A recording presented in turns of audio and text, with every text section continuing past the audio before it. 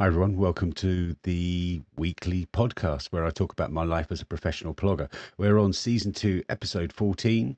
I'm just going to get straight into it. I think you know the introduction by now. I plog, I pick up trash, I go for a run. That's it. Life's simple. This episode is called P is for Precipice because I'm about to fall off a big cliff, I think, or maybe not. Let's get cracking. Plug it and tag it and post it and bin it. Plug it and tag it and post it and bin it. I was really struggling with what to call today's episode because I really want to sort of capture the moment of its sort of make or break week. And I was trying to think of the right word, and precipice came to mind because really that's the heart of it, is the fact that I feel like I'm so close to that moment where I have to say it's failed. It's really got to that point. And the reason being is I now have no bookings for the next month. So I've got no income at all for the next month. So that's how sort of scary it is. It really feels like it is that make or break. I can sort of afford the mortgage for this month. Next month, I really can't. I managed to sort of get some items. There is one piece of work that I can sort of get a little bit of income, but it's just not enough to cover the mortgage. So it's a really worrying period for me because this is the moment where I say it could be the moment where I say it's failed. I'm going to try and hold on as long as I can. And I've got a few plans I want to talk about, which I'm quite excited about for this week, just to get it going. And the good thing about this week is I've got no gigs. I can really focus on what I want to do. But before I do that, let's just go through a couple of things that sort of have happened this week. So the best one was actually getting, and I'll put a link to it in the description, which was the video that Jasmine did for me. It was completely unexpected. I really want to sort of just talk about that because this is sort of the perfect platform for me to do it on this podcast. Is so what's the story about this video that came out of nowhere that I'm so excited about? Well, it never was in the planning for me to sort of share this. So Jasmine is a she's an old hockey teammate of my daughter. So she's 19 years old. She's doing media studies at college. I'm not exactly sure what sort of area it is, but so yeah, she's doing documentaries and things. And she had, as part of her coursework that she needed to do, was a documentary. And she came to me, so the family know me sort of quite well. They just reached out to me and said, "Is it okay if she does just a short film about you?" And I went, "Yeah, of course. I just love it." There was never an intention I would get anything out of this. It was purely there just to help her out, really. Yeah, I love telling my story, and it doesn't matter if it only gets seen by two people or three or two or three people instead of two or three hundred people. I love the fact that I can tell my story, and it gives me a chance to practice it as well, to be honest.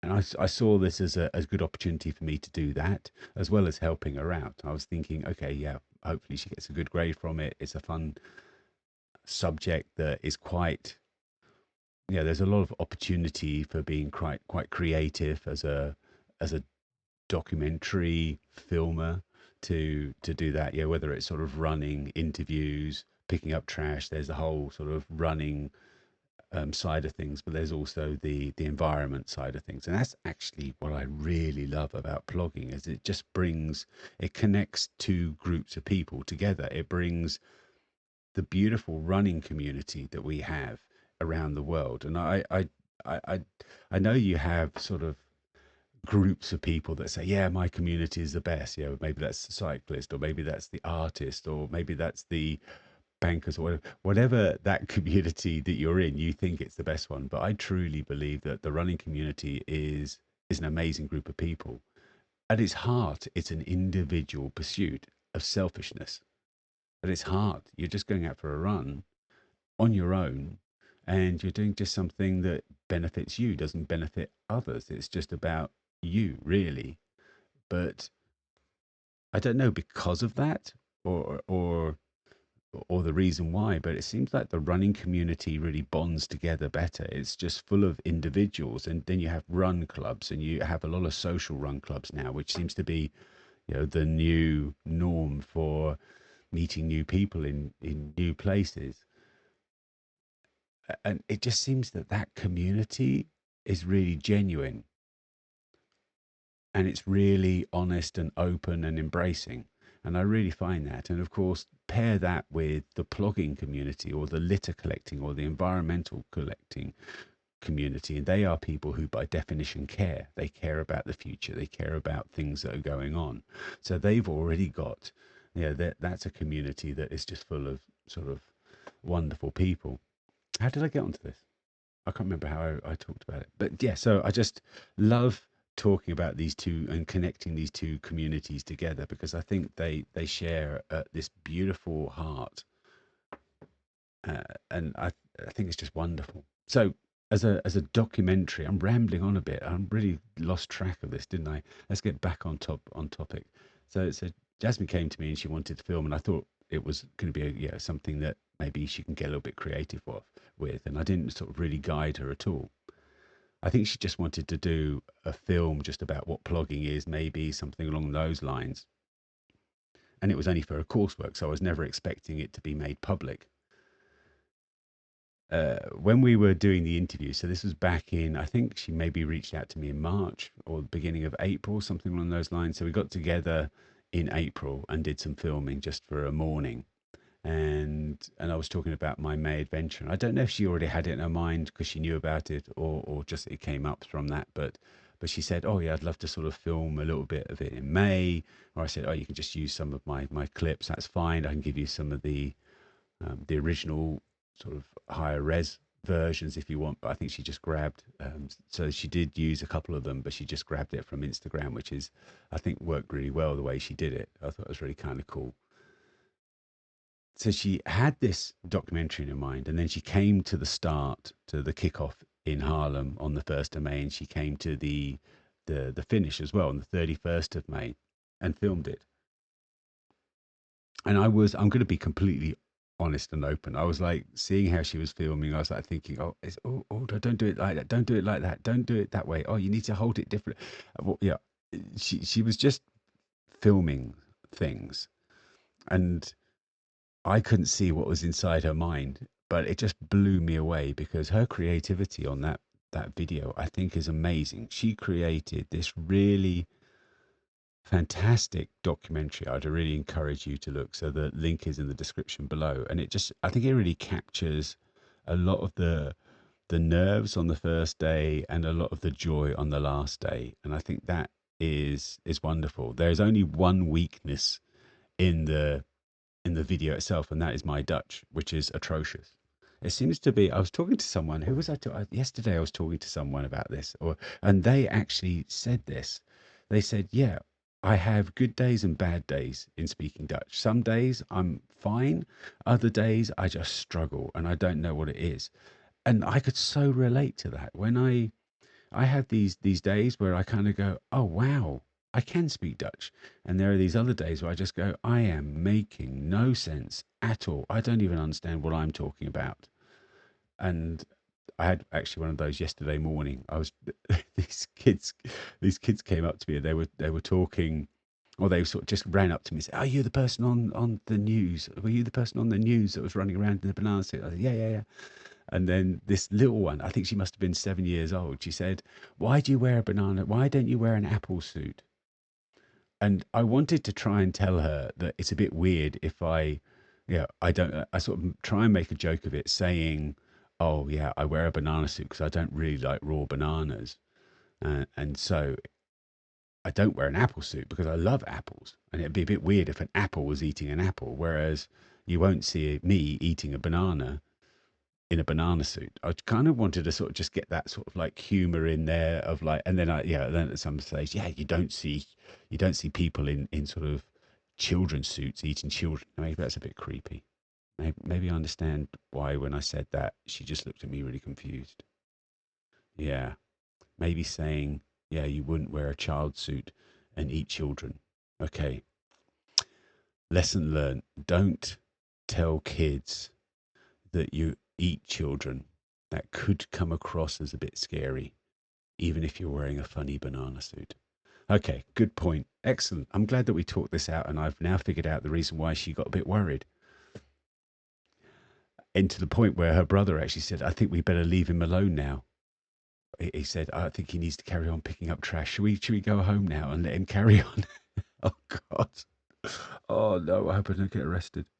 Um, I'm just joking. It wasn't that bad, but she did really get confused, and I couldn't really in Dutch get across what I was trying to say. It was just one of those bad mornings that I have of Dutch, and so it was yesterday. I was talking to someone about this, and they just said, "Yeah, but good days, bad days," and it's exactly that. And on that film, I just really struggled with my Dutch, which is the reason why on YouTube I just translated it, put subtitles in. I was like thinking, there's no point even trying to get people to try and understand it, or try. Yeah, if I put auto captions on there, Google is just going to go, "What the hell?" I could break Google. It could actually bring down the whole of the AI network. I could be the reason why Terminator starts is just because it couldn't handle translating the rubbish I was spouting out. But in my head, I knew what it was. So that was the only bad thing about it. And so she sent me this last week. And as soon as I saw it, I went, can I post it? I have to post this because I think it's such a beautiful work and it's a real tribute and to her and how she did it. She was, it all makes sense now, the way she was filming it and everything. I don't know if it was by accident or not, but the way that she just sort of handheld filmed it and everything without stabilization, and it just worked perfectly. And she captured that opening sequence. I think it's just so wonderful. That really was. That just brought it all the way back for me, and hugging my son at the end as well on the last day. That just really captured something special.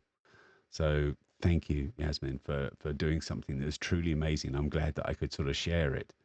It was an unexpected gift that I just was not prepared for. With a friend of mine, we are trying to make something different. We are trying to make sort of a story that, I'm not going to go into it, but at the moment we are looking at sort of putting something out there about the 2-hour Stayed and Plog, my big adventure in May.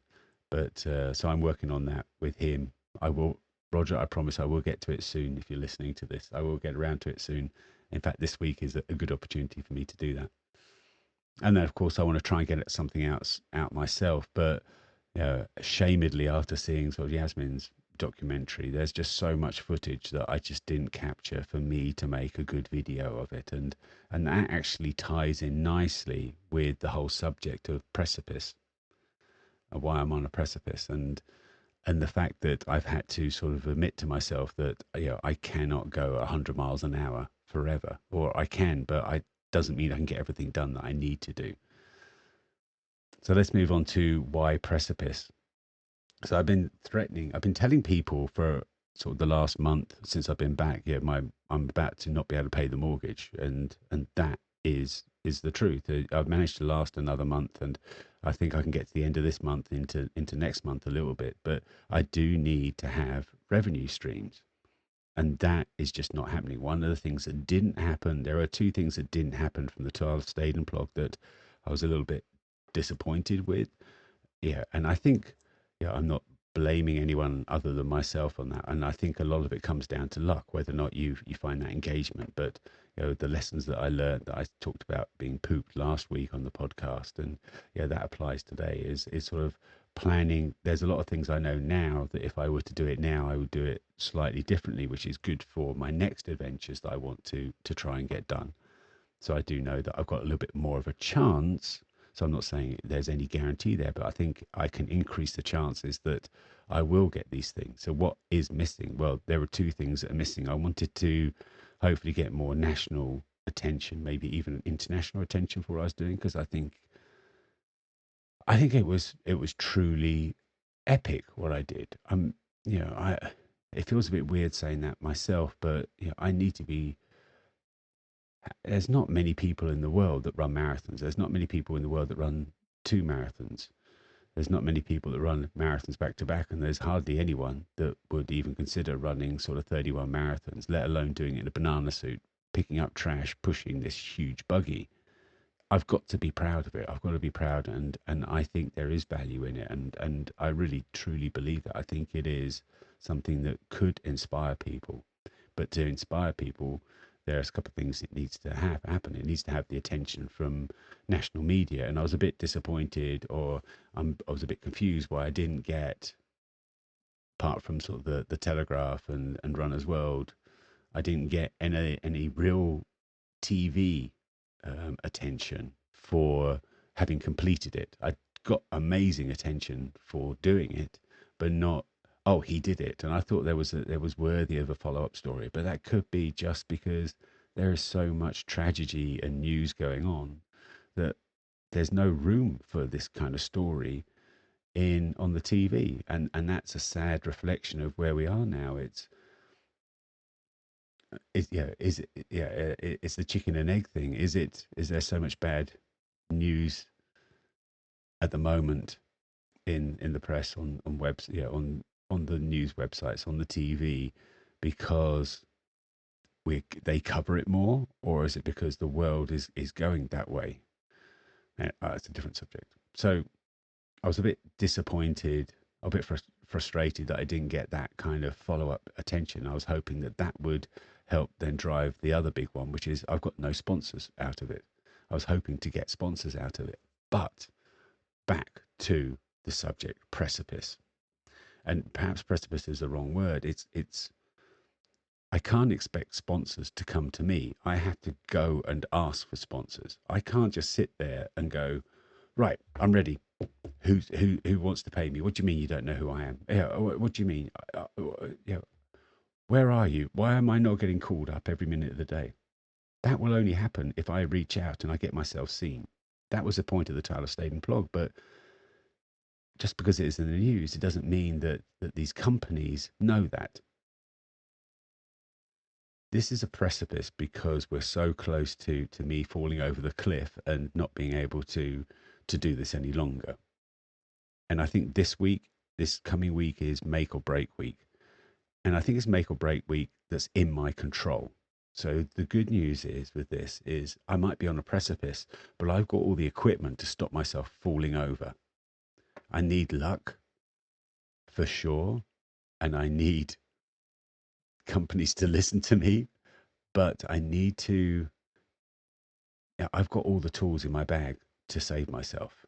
And more importantly, the good news with not having any paid events coming up, no major events coming up, is I've got time to do that. Going back to that podcast of Pooped last week, is it really knocked me, and it was I have got so many things to do, like changing the website. Literally the day after I finished, I sat down with a couple of friends and had a plan. This is what I need to do to the website, and I'm just over a month in, and I still haven't done that.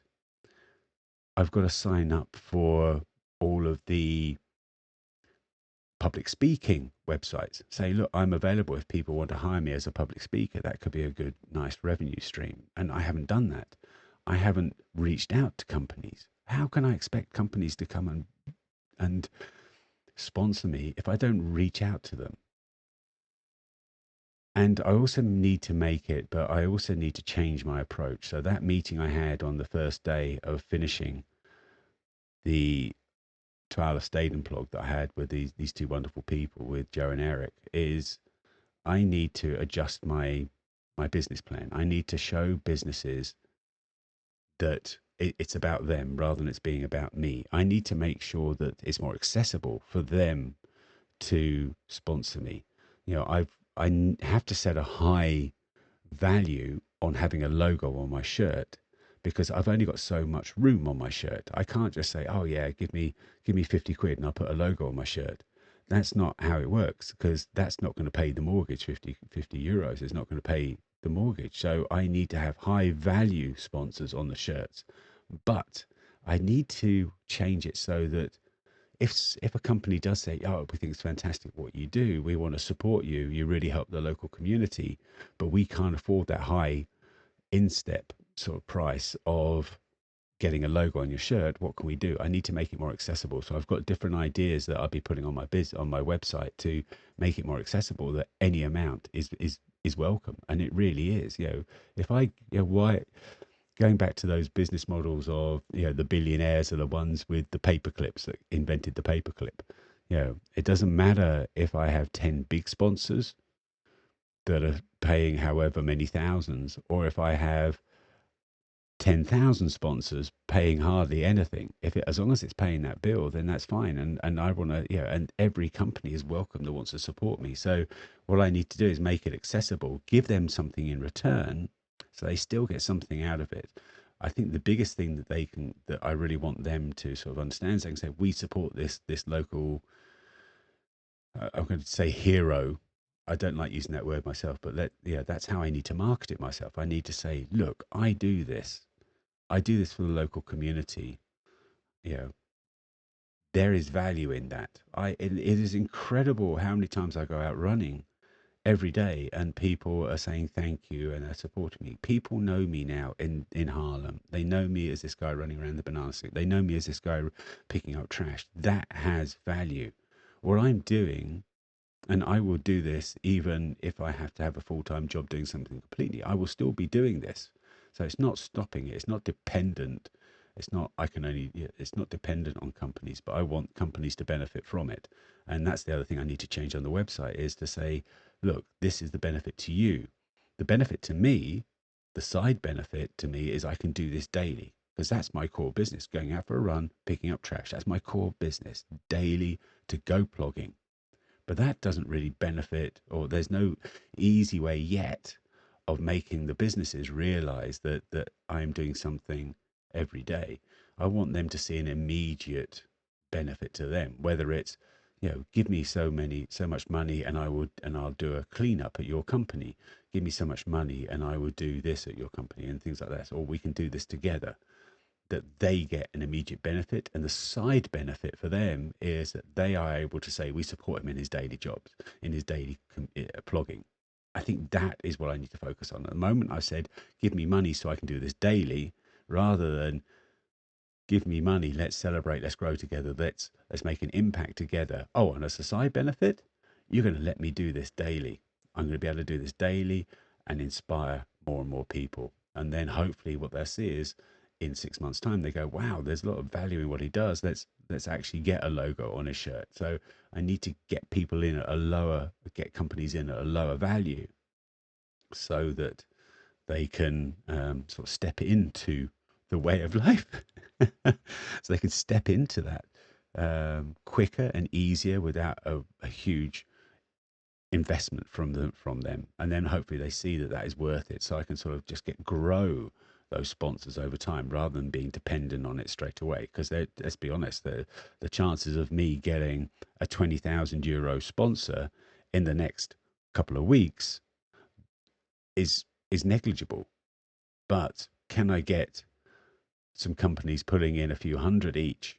That I probably can, and that's what I need to focus on. So and the precipice is there. I'm at the cliff face. I'm at the edge of the cliff where it fails. And I'm really worried, because I don't know how I can do something other than this now. How can I go back to IT? I really don't know. I think I'll have to work in a shop or something along those lines, something that is a little bit more community driven, that has less. I don't think I can sit behind a desk now. I've got into that point. So I am worried that if it fails, then it fails quite badly. But that, I'm still confident that I can do this, and I'm still determined. But I need to have that room to be able to make these changes that I've not given myself, either because I've been too tired, or maybe even been stalling myself. And that's what the benefit of not having any gigs for the next week is I have now got this chance. I'm on that cliff's edge, but I've got the tools in my bag. I need to take action now. And that's what I'm going to be doing. I really am at a precipice. There we go. I hope this little update from me has been interesting. Yeah, I don't have all the answers. I have hardly any answers. That's one of the joys of a way of life is, and that's actually, perhaps that's the thing to do, is what I hope is that people see that I do not have answers. I'm constantly trying to find answers. That really is sort of my way of life. Is a bit going back to 2017 when I made that decision to try and find happiness. I'm still trying to do that. I'm still looking at ways to sort of find happiness. Sometimes it works, sometimes it fails. You can't nail it. You will never nail life. There will always be a problem in there. And so a way of life, the way, yes, so my way of life is a constant change.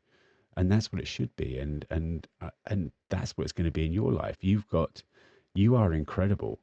I'm pretty sure that you are an incredible person. You have the ability to do amazing things and to teach everyone something special. You have that in you. And I think that's one of the things that's so important to me is that realization that, you know, no one has the answers. Don't look to someone for the answers. Look to people for new questions, maybe that you can answer yourself. When I was I had at the beginning of this week, I had a visit to a school, and that was the biggest thing that I actually told them is the biggest thing that I've learned in terms of, you know, what have I really learned from this May adventure? And that's not to limit myself. And that really has become a driving theme. And these were kids that were sort of 14 years old. And I said, look, do not let yourself hold yourself back. Do not be the limiter in your life. You really can do anything. Maybe, you know, give it a go. If you think it's important for you to try, then give it a go. Maybe you succeed, maybe you fail, but give it a go. Don't let yourself be that block that lets you do the things that you truly want to do or to reach the heights that you think that you can. You are special. Hope you've enjoyed this podcast. I'll speak to you next week. My name is Paul. This is my way of life. Bye now.